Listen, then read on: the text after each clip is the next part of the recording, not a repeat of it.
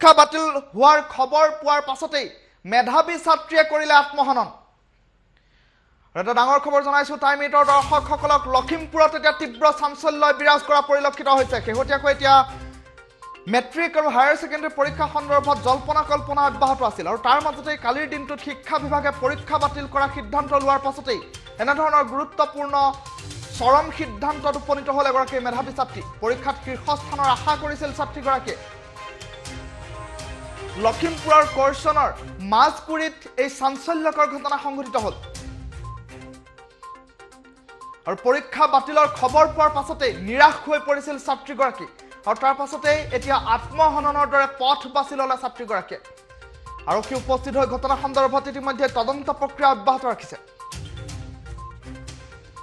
লখিমপুৰত তীব্ৰ চাঞ্চল্য বিৰাজ কৰা পৰিলক্ষিত হৈছে। শিক্ষা বিভাগে পৰীক্ষা বাতিল কৰাৰ সিদ্ধান্ত লোৱাৰ পাছতেই ছাত্ৰীগৰাকীয়ে ল'লে চৰম সিদ্ধান্ত। পৰীক্ষাত শীৰ্ষস্থানৰ আশা কৰিছিল ছাত্ৰীগৰাকীয়ে।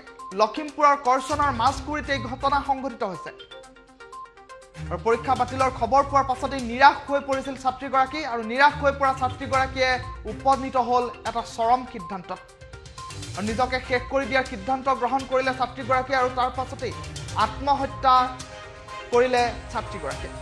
টাইম 8ৰ সোঁফালৰ স্ক্ৰীণত এই মুহূৰ্তত কিছু দৃশ্যাংশ দেখুৱাইছোঁ। এই দৃশ্যাংশত আৰক্ষী উপস্থিত হৈছে।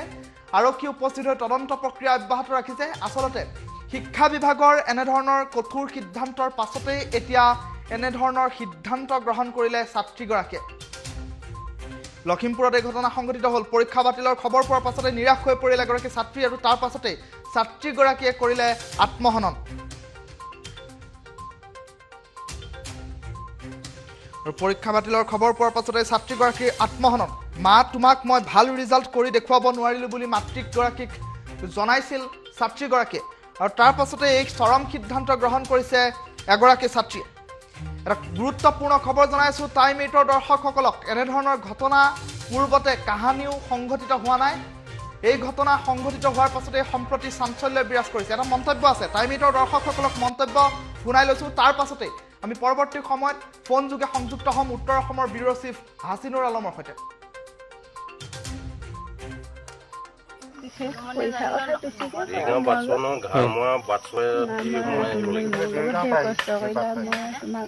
ভাল ৰিজাল্ট কৰি দিব নোৱাৰিলোঁ বুলি কৈছে।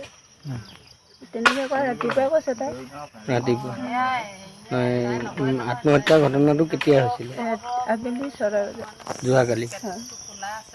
এনেই কিবা হাই কাজিয়া কিবা আছিলে নেকি? কাজিয়া একো নাই। ছোৱালী আৰু ময়ে থাকোঁ। ল'ৰা নাথাকি ল'ৰা ঘৰত থাকোঁ। দেউতা ঢুকালে? দেউতা তেখেত ঢুকুৱা 4 বছৰ।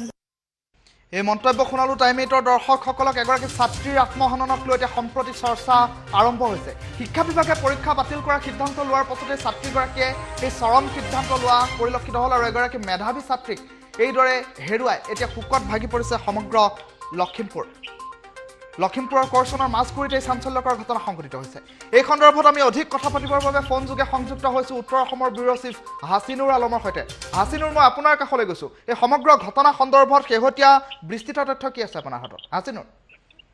চাওক ঋতু, শিক্ষামন্ত্ৰী ডক্টৰ ranujpeguৱে যেতিয়া ঘোষণা কৰিলে যে হাইস্কুল শিক্ষান্ত পৰীক্ষা বা উচ্চতৰ মাধ্যমিক আৰু মাদ্ৰাছা পৰীক্ষা বাতিল কৰা হৈছে, প্ৰথম অৱস্থাত শিক্ষা বিভাগে বা শিক্ষামন্ত্ৰী বা মুখ্যমন্ত্ৰীয়ে পৰীক্ষা অনুষ্ঠিত হ'ব বুলি ঘোষণা কৰিছিল আৰু সেই অনুসৰি ছাত্ৰ ছাত্ৰীসকলে প্ৰস্তুতি চলাইছিল আৰু পৰৱৰ্তী সময়ত যেতিয়া পৰীক্ষা বাতিল কৰাৰ সিদ্ধান্ত গ্ৰহণ কৰে স্বাভাৱিকতে একাংশ ছাত্ৰ ছাত্ৰীক কিন্তু মানসিকভাৱে ভাগি পৰা পৰিলক্ষিত হয় আৰু তেনেধৰণৰ এক ঘটনাই এইবাৰ সংঘটিত হৈছে লখিমপুৰৰ কৰ্চনৰ যি মাজৰ কুৰি আছে তাত। আৰু এগৰাকী মেধাৱী অতি মেধাৱী ছাত্ৰী আছিল। ছাত্ৰীগৰাকীয়ে হাইস্কুল শিক্ষান্ত পৰীক্ষাৰ কাৰণে প্ৰস্তুতি চলাইছিল আৰু সেইগৰাকী ছাত্ৰীয়ে পৰীক্ষা বাতিলৰ সিদ্ধান্তৰ খবৰ পোৱাৰ পিছতে আত্মহত্যা কৰাৰ ঘটনা সংঘটিত হৈছে আৰু এই সন্দেহ কৰিছে পৰিয়ালৰ লোকসকলে। কাৰণ কোনো ধৰণৰ ঘৰত হাই কাজিয়া বা অন্তদ্বন্দ্ব কোনো ধৰণৰ হোৱা নাছিল ছাত্ৰীগৰাকীৰ সৈতে আৰু ছাত্ৰীগৰাকীয়ে স্বাভাৱিকতে এই পৰীক্ষা বাতিলৰ খবৰ পোৱাৰ পিছতে আত্মহত্যা কৰাৰ সন্দেহ কৰিছে পৰিয়ালৰ লোকসকলে। ইতিমধ্যেই ঘটনাস্থলীত আৰক্ষীৰ লোক উপস্থিত হৈছে আৰু প্ৰাথমিক তদন্ত আৰম্ভ কৰিছে আৰু ছাত্ৰীগৰাকী কি কাৰণত আত্মহত্যা কৰিছে সেয়া তদন্তৰ পিছতহে পোহৰলৈ আহিব। কিন্তু প্ৰাথমিক অৱস্থাত বা পৰিয়ালৰ লোকে স্থানীয় লোকে যি সন্দেহ কৰিছে কোনো ধৰণৰ তেনেধৰণৰ ঘৰত হাই কাজিয়া বা তেনেধৰণৰ আত্মহত্যা কৰিব পৰা কোনো ধৰণৰ পৰিস্থিতিৰ সৃষ্টি হোৱা নাছিল আৰু ছাত্ৰীগৰাকী অতি মেধাৱী ছাত্ৰী আছিল যিগৰাকী ছাত্ৰী ৰাণী গগৈ মাজৰপুৰীৰ দম্বৰু গগৈ স্বৰ্গীয় দম্বৰু গগৈ আৰু মাতৃ নিভা গগৈ কন্যা আছিল এগৰাকী ৰাণী গগৈ আৰু আত্মহত্যাৰ পিছত এতিয়া চাঞ্চল্যৰ সৃষ্টি হৈছে যেহেতু শিক্ষা বিভাগে প্ৰথম অৱস্থাত ঘোষণা কৰিছিল যে পৰীক্ষা অনুষ্ঠিত হ'ব তাক লৈ ছাত্ৰ ছাত্ৰীসকলে তেওঁলোকে প্ৰস্তুতি চলাইছিল পৰৱৰ্তী সময়ত কিন্তু কোভিডৰ যি পৰিস্থিতি কোভিডৰ ভয়াৱহতাৰ কাৰণে পৰীক্ষা বাতিল কৰিবলগীয়া হয় বা পৰীক্ষা বাতিলৰ যি ঘোষণা সেই ঘোষণাৰ পিছতে একাংশ ছাত্ৰ ছাত্ৰী কিন্তু স্বাভাৱিকতে মানসিকভাৱে ভাগি পৰা পৰিলক্ষিত হয় আৰু তাৰেই পৰিণতিত লখিমপুৰৰ এগৰাকী মেধাৱী ছাত্ৰীয়ে আত্মহত্যা কৰা বুলি সন্দেহ কৰিছে স্থানীয় লোকৰ লগতে পৰিয়ালৰ লোকসকলে আৰক্ষী তদন্ত অব্যাহত আছে পৰৱৰ্তী সময়তহে আচল ৰহস্য পোহৰলৈ আহিব ঋতু ধন্যবাদ জ্ঞাপন কৰিছো এয়া আছিল উত্তৰ অসমৰ ব্যুৰ চিফ হাছিনুৰ আলম আৰু সবিশেষ বিস্তৃত তথ্য দিয়াৰ বাবে হাছিনুৰক ধন্যবাদ জ্ঞাপন কৰিছো পৰীক্ষাত শীৰ্ষস্থানৰ আশা কৰিছিল ছাত্ৰীগৰাকীয়ে আৰু তাৰ পাছতে এতিয়া লখিমপুৰৰ কৰচনৰ মাজৰপুৰীত এক চাঞ্চল্যকৰ ঘটনা সংঘটিত হোৱাৰ পাছতে এতিয়া সমগ্ৰ অঞ্চলজুৰি শোকৰ ছাঁ পৰিছে এগৰাকী মেধাৱী ছাত্ৰীয়ে পৰীক্ষা বাতিল হোৱাৰ খবৰ লাভ কৰাৰ পাছতে হতাশাত ভাগি পৰিছিল আৰু তাৰ পাছতে গ্ৰহণ কৰিলে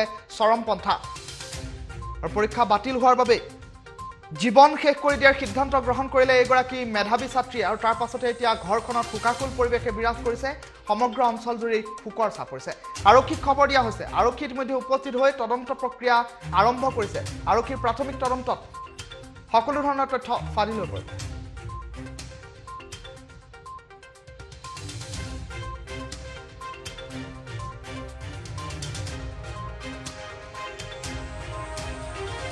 পইচা কথা বেছিকে বাছনো ঘামোৱা বাছৱে কষ্ট কৰিলা মই তোমাক ভাল ৰিজাল্ট কৰি দিব নোৱাৰিলো বুলি কৈছে তেনেকৈ কয় ৰাতিপুৱাই কৈছে তাই ৰাতিপুৱা আত্মহত্যাৰ ঘটনাটো কেতিয়া হৈছিলে আবেলি 6 বজাত যোৱাকালি এনেই কিবা হাই কাজিয়া কিবা আছিলে নেকি কাজিয়া একো নাই ছোৱালী আৰু ময়ে থাকোঁ ল'ৰা নাথাকে ল'ৰা ঘৰত থাকে দেউতা ঢুকালে তেখেত ঢুকা 4 বছৰ হ'ব পঢ়াত কেনেকুৱা আছিলে ছোৱালী আমি পঢ়াত ভালে চোকা আছিল বিশেষ পইচা কথা বেছিকে বাছনো ঘামোৱা বাছৱে